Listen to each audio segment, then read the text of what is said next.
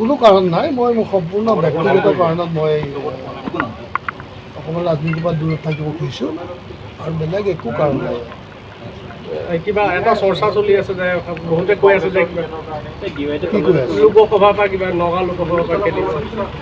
এইচব মানুহে যোনে যি কয় কৈ থাকিব পাৰে, এইটোতো আৰু মই তাৰ ওপৰত কিবা উত্তৰ দিব লাগিব বুলি নাভাবোঁ। যিহেতুকে মই ভবা নাই, লোকে কি ভাবিছে এইটোক লৈ মই চিন্তিত নহয়।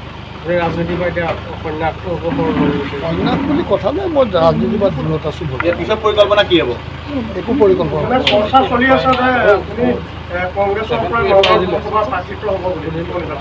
চাওক, মই কৈছোঁ যে মই কোনো উদ্দেশ্য লৈ কোনো পৰিকল্পনা লৈ মই মানে ৰিজিগনেশ্যন দিয়া নাই। সম্পূৰ্ণ ব্যক্তিগত কাৰণত মই ৰিজাইন কৰিছোঁ।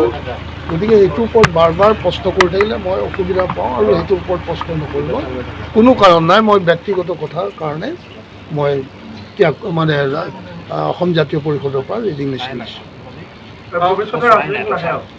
মই এতিয়ালৈকে একো ভবা নাই।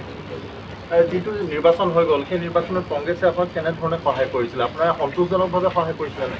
সেইচব কথা আৰু মই ইয়াত কোৱাৰ মই কিবা যুক্তিযুক্ততা আছে বুলি নাভাবোঁ। গতিকে এইচব বিষয়ত মোৰ একো ক'ব লগা নাই।